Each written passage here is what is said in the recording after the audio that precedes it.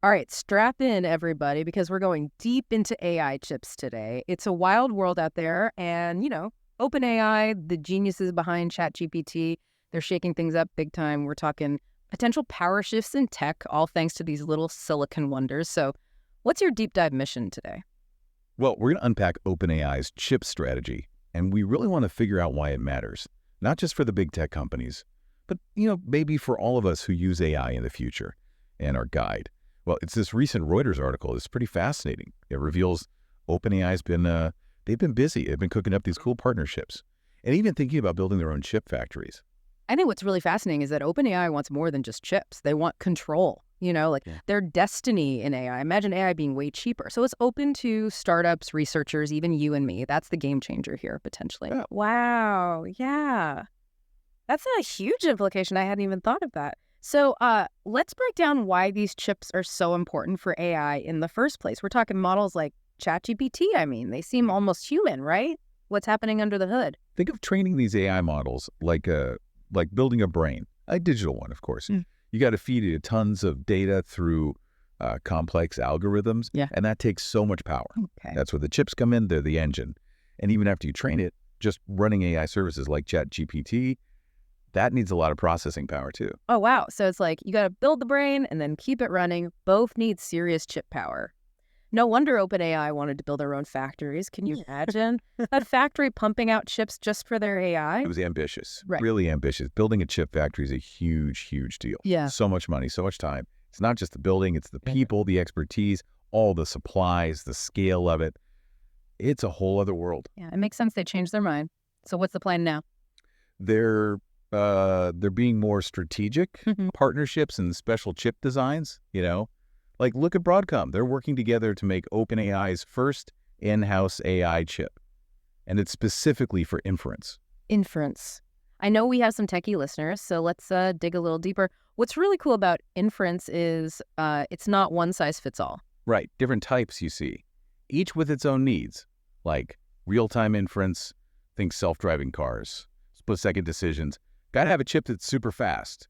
And then there's batch inference, more for analyzing big data sets offline, different chip architecture for that to handle all that data. Ah, so it's not just having a powerful chip. It's about matching the chip to the inference you need. I never thought about that. And that's what makes this Broadcom thing interesting. They're not just building any chip. It's one designed for OpenAI's AI models, for the types of inference they'll do. And to actually make the chips, they got TSMC, the best in the business, aiming for 2026. That's a while. It is, yeah. It just shows how complex this is, bringing a new chip to life. It's not like an app, Tiny designs, testing, global supply chain, and that 2026 date might change, TSMC makes chips for everyone. Right, so OpenAI has got to compete for their attention, so it's like a balancing act, getting enough chips, navigating the supply chain, hitting those deadlines. It sounds like OpenAI is in a whole new world here. And speaking of big names, who's on the team leading this? This is where it gets interesting. OpenAI's team is full of top engineers. They were working on Google's TPUs before this. Hold on, Google's TPUs, those are like some of the most powerful AI chips out there, like the AI hardware. Exactly. OpenAI isn't messing around. They have a team that knows AI chips inside and out. Okay, things are heating up. Yeah. But here's the twist. They're not putting all their eggs in the Broadcom basket. They're also using AMD chips. This is where the competition comes in. OpenAI relies on NVIDIA GPUs now. They're like the gold standard. But NVIDIA, well, they're expensive. And there are supply issues. Using AMD, too, is smart, It lowers the risk. And they're doing this through Microsoft Azure, right? As another layer to this. It does. Azure's big in cloud computing. And they're focused on AI now. OpenAI is doing a lot, you see. So it's not just the chips, it's how they're using them. In-house, partners, the cloud, it's a mix. But what about NVIDIA? Are they just going to cut ties? That's the strategic part. OpenAI doesn't want to upset NVIDIA, especially with those new Blackwell chips coming out. Super powerful, they say. Oh, so they're keeping their options open. It's like a chess game, carefully planning their moves. But what's interesting is this whole chip strategy, it seems tied to their finances. Remember, they're predicting a $5 billion loss this year. Yeah, and a lot of that's from compute costs. Right. Training and running these AI models is expensive. Developing chips and having more suppliers, it's not just about the tech. It's about controlling their money, their future. Okay, let's pause for a second and recap. OpenAI is jumping into the chip market big time. They want to secure their future, cut costs, and be independent. They're teaming up with Broadcom for those inference chips, and TSMC is going to make them. And they're not stopping there.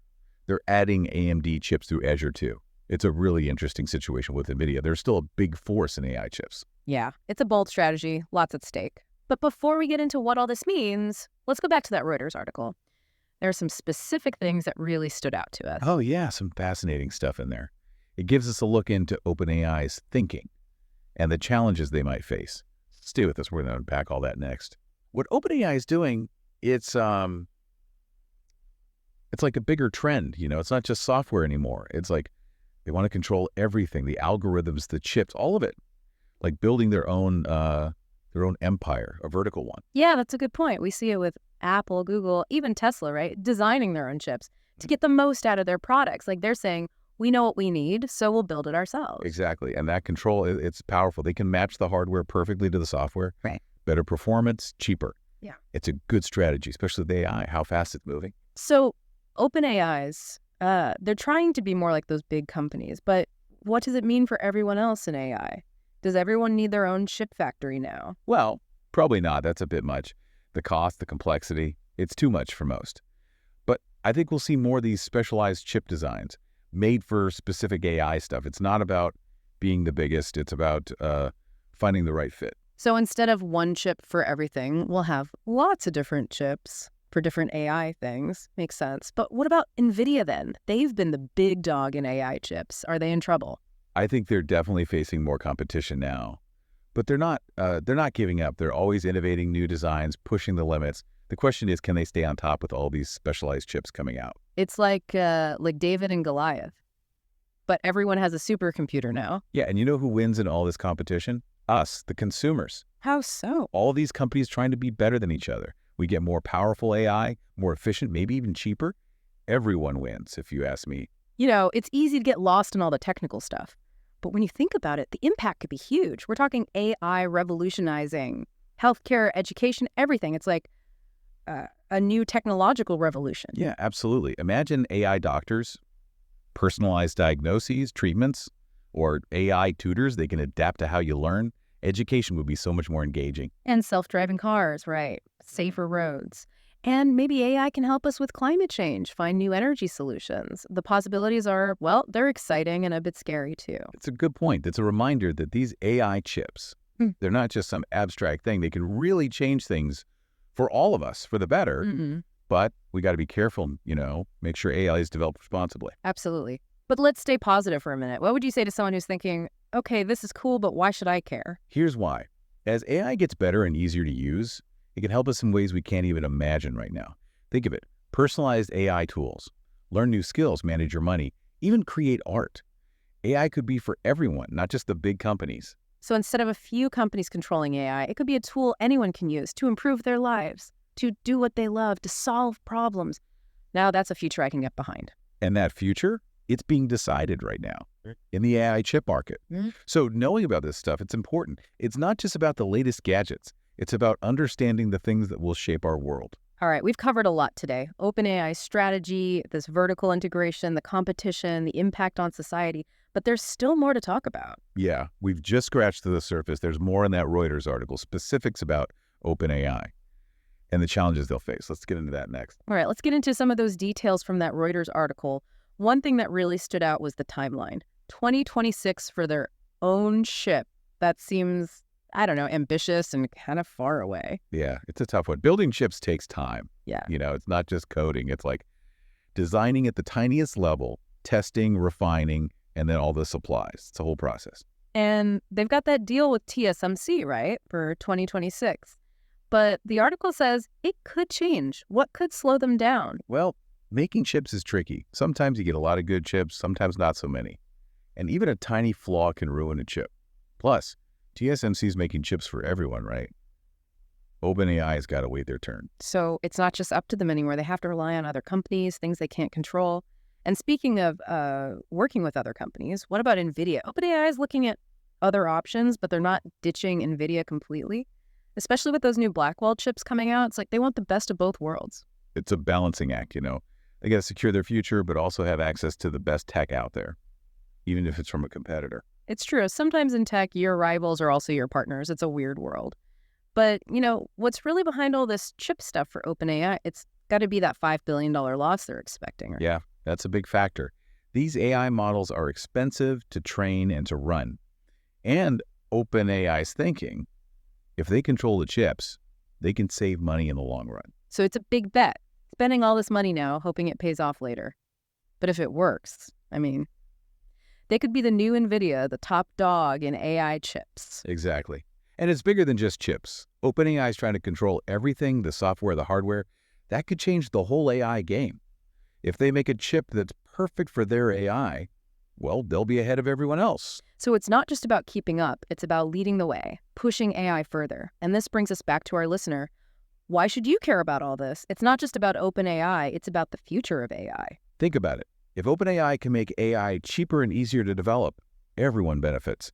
More innovation, new AI stuff coming out faster, more people using AI, not just the big companies. So it's not just a fight between tech giants. It's about AI changing the world, solving problems, creating opportunities, giving everyone the tools to use AI. Exactly. It's a really exciting story, more than just chips and money. It's about the future we're building, with AI at the center of it. Well, that's about it for today's deep dive. We talked about OpenAI's strategy, vertical integration, the competition, and what it all means for the future of AI.